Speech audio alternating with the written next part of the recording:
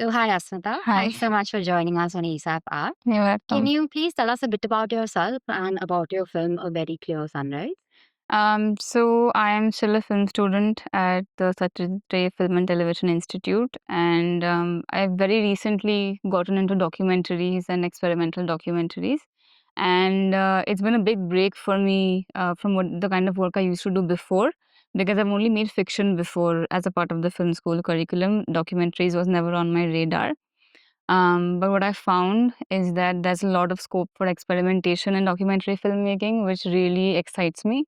And yeah, I'm really excited to see where this medium takes me. And can you tell About the what? film, yeah. So the film is it's a chronicling, it's a documentation of my family, and this ritual that we have every year. On the first day of Durga Puja, which is a very big festival in Calcutta for Bengalis, we listen to this hymn, and it's a hymn that's broadcast across radio channels, and you have to start listening to it exactly at 4 a.m. And it ends exactly at 5:30 a.m. and the sun rises, and it's like somehow beautifully orchestrated. And every year we have done this since I was a child. My parents have done this, their grandparents have done this.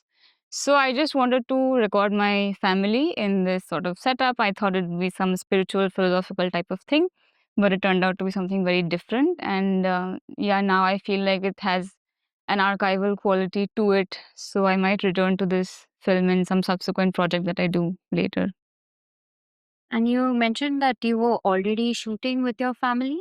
So, is this part of a larger project, or where do you see this project going? No, this is not part of a larger project, and I have never really properly shot my family before. I've shot them in snippets as people do, but this time I wanted to record them on this day, and I just thought it would be like a something like a generational history type thing, but yeah, it turned out to be something very different. But no, I didn't start with the intention of making something larger. So, can you tell us a bit about the process of how the narrative then evolved, or how you decided, that this was the film? It Yeah. started somewhere else. So I had told my parents that I'll be shooting you tomorrow. And so my mother woke up and she made tea, she washed her face, everything, which she doesn't usually do. At 4 a.m., so we went to my parents' bedroom.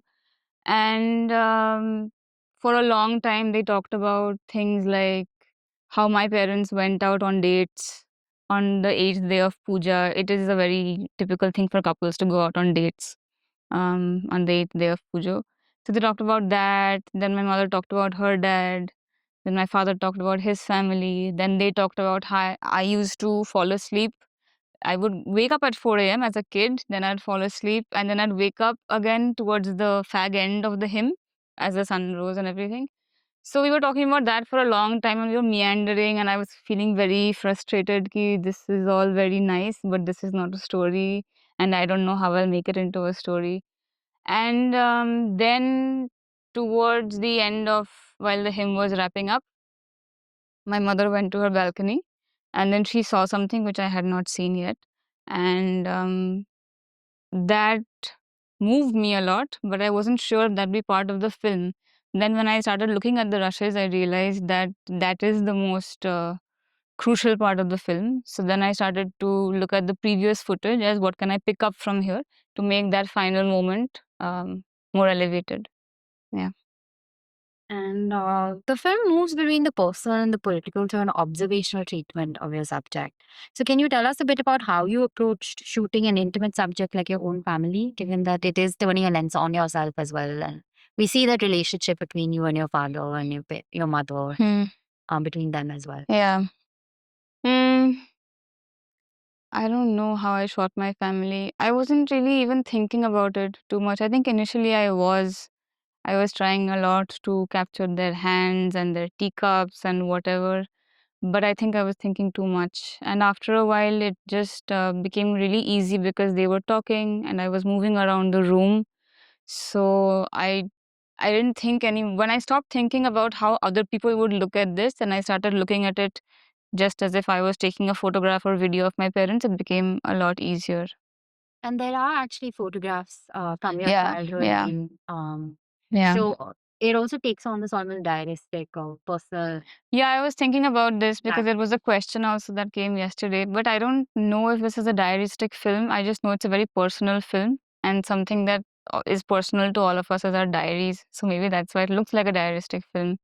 But it's become an archival film for me actually because like Mahala is approaching in a couple of days now, and I know that I'll look back at this film and see it very differently each year.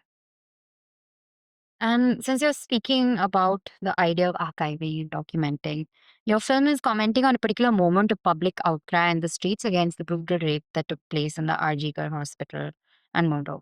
So, can you tell us a bit about shooting these protests and what was that environment, that atmosphere like, and what made you take your camera with you to that moment? And maybe also comment a bit about on how film then becomes not just a record but a potential tool for politics. Hmm.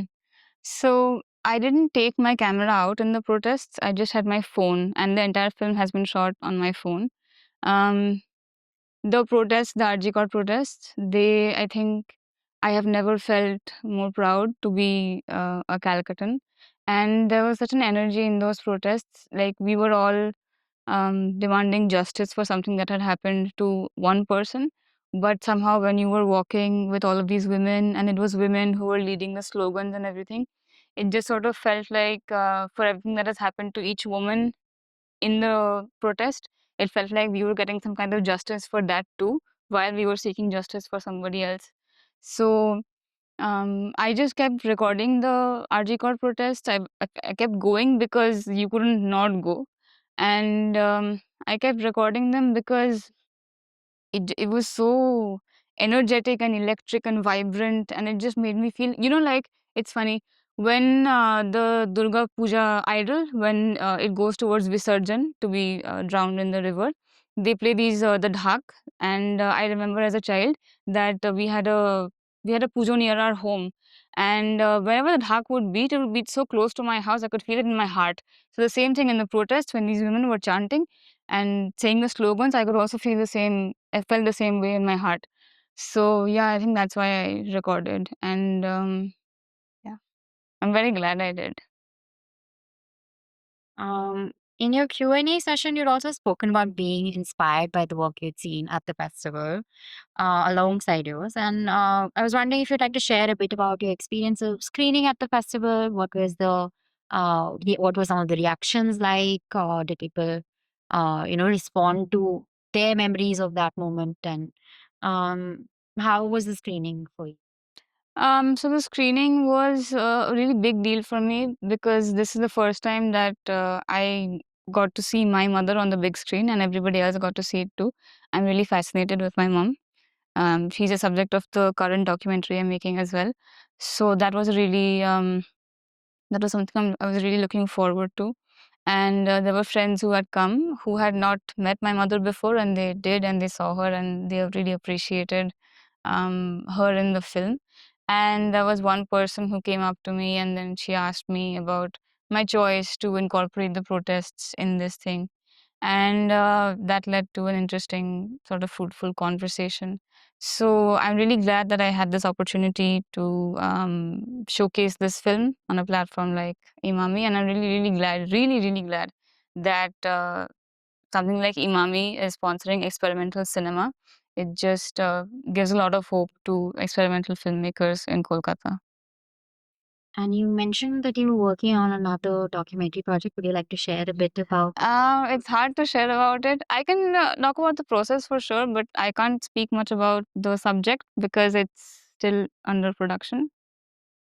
The journey started with researching the topic. Roughly speaking, it's about motherhood.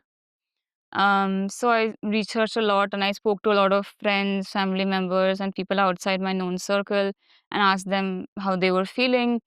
But again, ultimately, it came back to my choices, my decisions, and also that of my mother's, because she's a very pivotal part of not just my life, but my filmmaking. So at the end, it has become a very, very deeply personal documentary, and I just really hope that it's not so personal that it doesn't make sense to other people. But based on the feedback I've gotten, I've heard that it's relatable. So I would really like to bring it to Imami maybe next year. Okay. Thank you so Thank much. you. It was great speaking with you. And I look forward to watching more. Thank you.